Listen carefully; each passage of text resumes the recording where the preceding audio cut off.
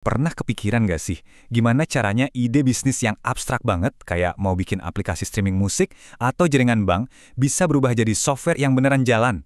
Nah, di sesi bedah materi kali ini, kita bakal bongkar rahasia gimana kebutuhan bisnis ditransformasi jadi cetak biru arsitektur teknis yang siap dieksekusi. Yuk, kita mulai. Biar gampang ngikutinnya, ini urutan yang bakal kita bahas.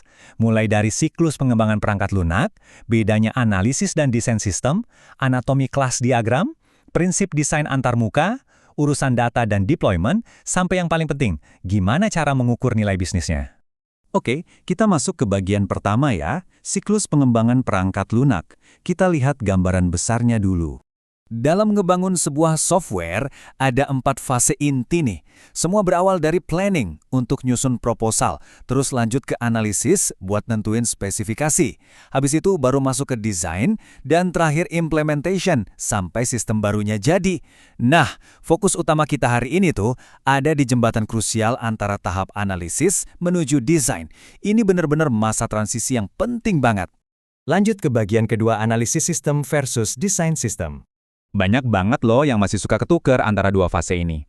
Gampangnya gini, analisis sistem itu fokus ke pertanyaan apa? Apa sih masalah bisnisnya dan persyaratannya apa aja? Biasanya pakai use case atau BPMN. Sebaliknya, desain sistem itu ngejawab bagaimana. Disinilah rekayasa sebenarnya terjadi, pakai kelas diagram atau pemodelan data. Bayangin aja kayak lagi bangun rumah. Analisis itu nentuin butuh berapa kamar, nah desain itu cetak biru arsitek buat mewujudkan kamar-kamar itu secara teknis. Sekarang kita zoom in ke bagian ketiga, anatomi kelas diagram. Kalau kita ngomongin desain berorientasi objek, blok bangunan yang paling fundamental itu namanya class. Anggap aja class ini semacam cetakan aturan yang super ketat. Dia yang ngatur dan mendikte atribut data apa aja yang boleh disimpan sama sebuah objek dan operasi atau aksi apa aja yang diizinkan di dalam sistem. Nah, biar cetak biru ini aman, para engineer ngunci data pakai 3 tingkat visibilitas. Kalau pakai tanda plus, itu artinya public, alias terbuka buat siapa aja. Tanda pagar itu protected, khusus buat subclass terdekatnya aja.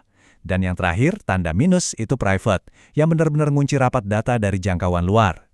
Lewat cara ini, kita punya kendali penuh atas keamanan objek. Coba kita lihat penerapannya di sistem mesin ATM. Di kelas manajer validasi ini, perhatiin deh tanda minus di sebelah tulisan login. Sistem dengan pintarnya ngunci data login secara private, tapi dia tetap ngebuka metode publik pakai tanda plus buat memvalidasi kartu dan PIN. Keren kan?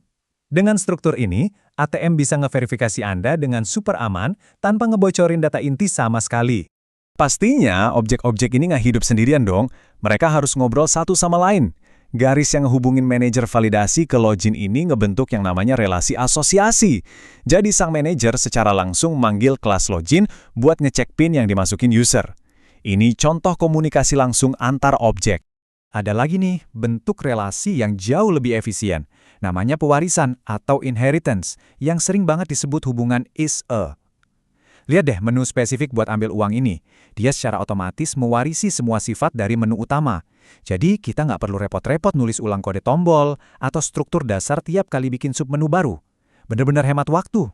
Begitu Anda udah paham konsep dasar soal kelas, visibilitas, dan relasinya tadi, diagram raksasa kayak gini udah nggak bakal bikin pusing lagi. Peta arsitektur buat aplikasi streaming kayak Musicpedia yang awalnya kelihatan kayak tembok kotak-kotak nyeremin, sekarang berubah jadi peta yang logis banget.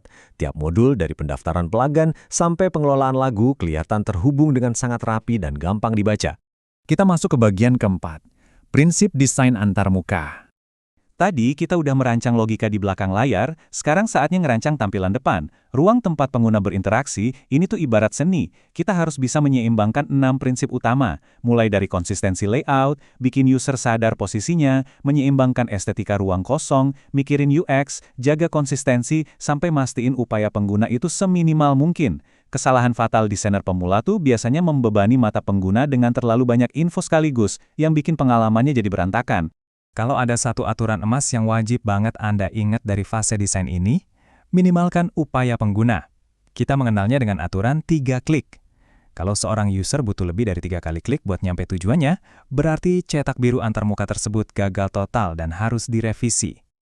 Oke, kita lanjut ke bagian kelima, data dan deployment.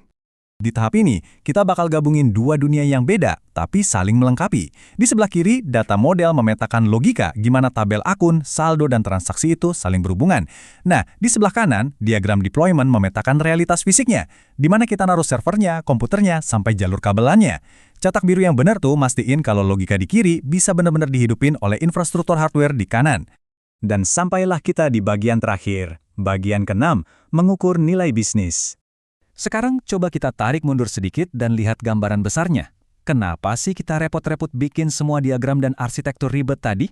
Jawabannya bermuara pada satu hal, nilai bisnis. Proyek apapun harus ngasih nilai tangible yang kelihatan jelas, kayak naiknya angka penjualan, atau nilai intangible, kayak makin kuatnya nama brand dan kenyamanan user.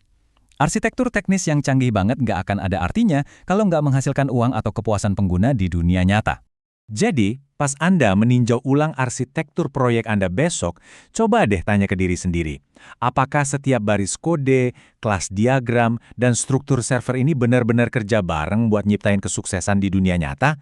Ataukah Anda tanpa sadar cuma terjebak dalam ilusi seru menggambar kotak-kotak yang kelihatan rumit aja? Sesuatu buat dipikirin kan? Sampai jumpa di sesi bedah materi selanjutnya.